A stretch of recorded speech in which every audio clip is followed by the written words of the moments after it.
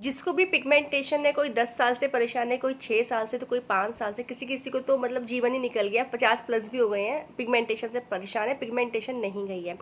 तो ये जो वीडियो मैं शेयर करती हूँ मेरा पर्सनल एक्सपीरियंस पे बेसिस पे करती हूँ कि अगर पिगमेंटेशन जा सकती है तो एक अच्छी डाइट, एक लाइफ स्टाइल चेंज करके अपना सोना, उठना, बैठना, सोचना और फिजिकल लेवल पे आप चेंज कर सकते हैं। क्योंकि ये जो पिगमेंटेशन आती है कहीं बाहर से नहीं आती है, आपके इंटरनल कारणों की वजह से आती हैं।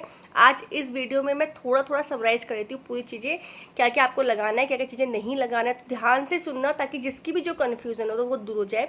गाइज देखो, मेरा ये मानना है, मैं ये नहीं बोलती कि बाकी चीज़ें गलत हैं, ठीक है, सबका अपना अपना पॉइंट ऑफ व्यू है, पर मेरे को ऐसा लगा कि पिगमेंटेशन का एक ही इलाज है। मैं ये नहीं कहूँगी कि आप डॉक्टर के पास मत जाओ, डर्माटोलॉजिस्ट को मत दिखाओ, है ना, खाली आप मेरे पे विश्वास करो, मैं ऐसा भी नहीं कहूँगी, आपकी अपनी चॉइस है।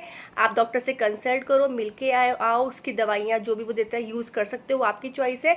उसके बाद अगर आपको लगता है ठीक नहीं हो रही, मैं सबसे कहती हूँ कि जब आपको लगता है कि बाहर से ठीक नहीं होगी, आप क्या होता है कि आप मुझ पर सोचो कि चलो इस पर कर ले, फिर आपको नहीं आराम आ रहा तो फिर आप कहते हो कि दीदी आराम नहीं हो रहा है। इससे अच्छा आप पहले आप दिखा लो, लास्टली जब आपके को कोई इलाज ना लगे कि ठीक नहीं हो रही है, सब कुछ कर लिया, अब आप थक गए हो, तब मैं कहती हूँ मेरी डाइट फॉलो करो।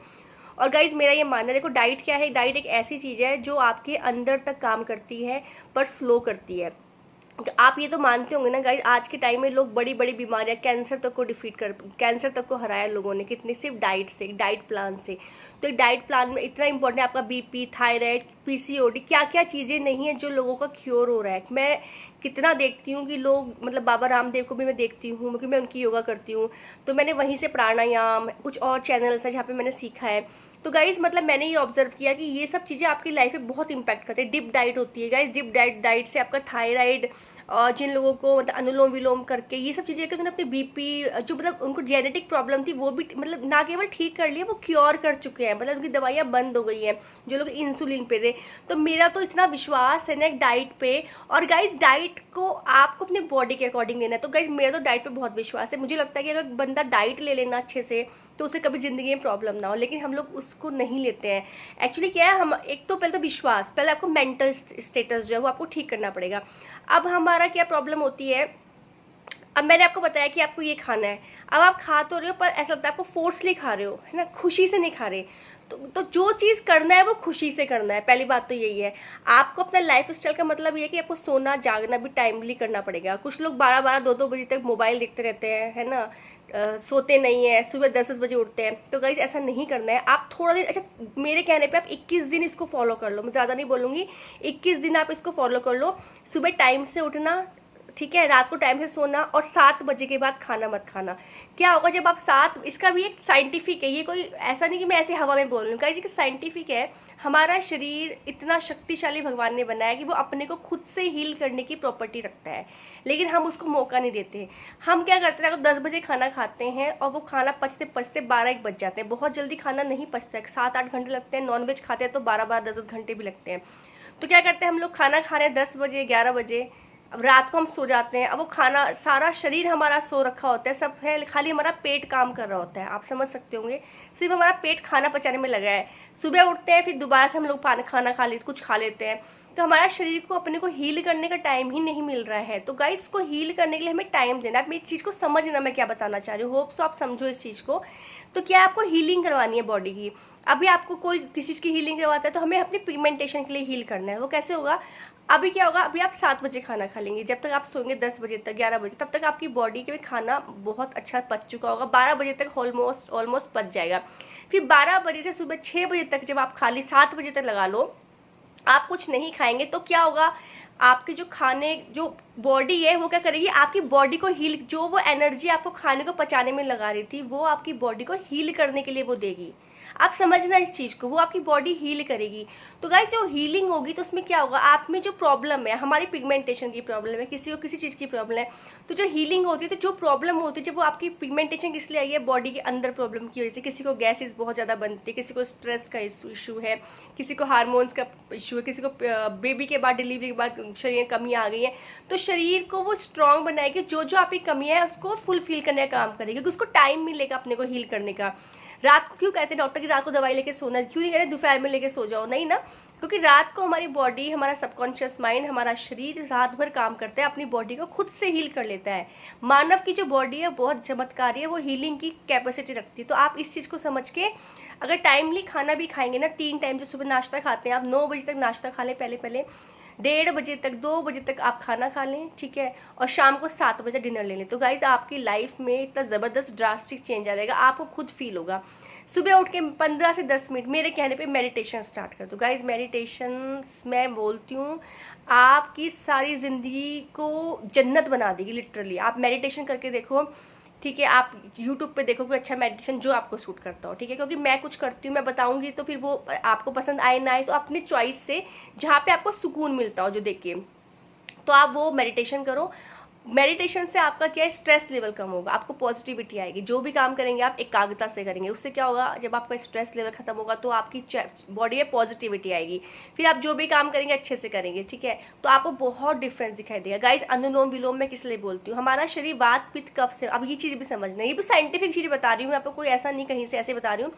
आपका हर इंसान का शरीर जो होता है वात पित्त और कफ से बना हुआ होता है, ठीक है। अगर ये त्रिदोष हमारे शरीर में, अगर ये 3 चीज़ें अगर आपके स्टेबल हैं, इनमें कुछ ऊंच नीच नहीं है, तो आपकी बॉडी में कभी कोई बीमारी हो ही नहीं सकती। जब ये 3 चीज़ें बिगड़ती हैं, इसमें से कोई भी एक चीज़ें बिगड़ती है, किसी को कफ की प्रॉब्लम आती है, किसी को पित्त बढ़ जाता है, किसी को वात की प्रॉब्लम होती है, तो जब ये 3 चीज़ें बॉडी में डिसबैलेंस होती है तो आपको बीमारियां बननी स्टार्ट होती है। बीमारियां कहाँ से बनती है, पेट से बनती है। डाइजेशन को अच्छा रखना बहुत ज़रूरी है।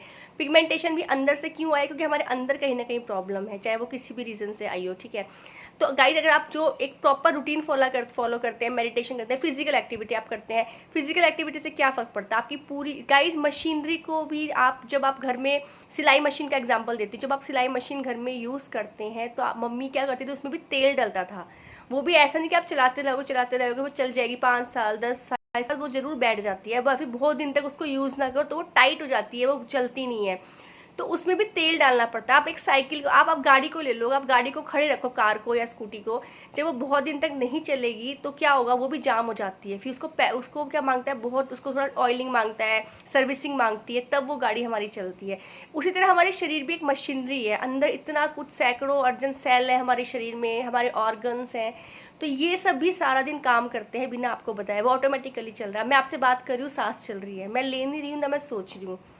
तो गाइज इसको भी रिजनोवेट करने के लिए हमें फिजिकल एक्टिविटी की ज़रूरत है। उसके लिए आप योगा कर सकते हैं, वॉक कर सकते हैं, मैं तो कहती हूँ वॉक सबसे बेस्ट है।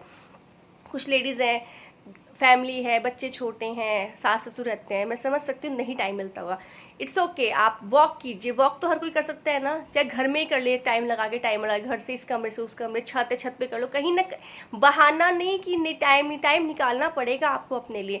सो गाइज वो भी मशीन है, तो हमारी जब हम चलेंगे तो हमारे सारे ऑर्गन चलेंगे, अंदर से हमारे ब्लड सर्कुलेशन बढ़ता है, हमारा अच्छे से लीवर काम करने लगता है, किडनी अच्छे से बढ़ने लगती है, हमारा डाइजेशन बढ़ने लगता है, अच्छा होने लगता है। क्यों कहते हैं डॉक्टर खाना खाते मत सो, थोड़ा वॉक करो, इससे क्या है मशीनरी रिजनरेट होती है। तो हमारी ऑयलिंग करने के लिए हमारे शरीर को हमें फिजिकल एक्टिविटी की जरूरत है।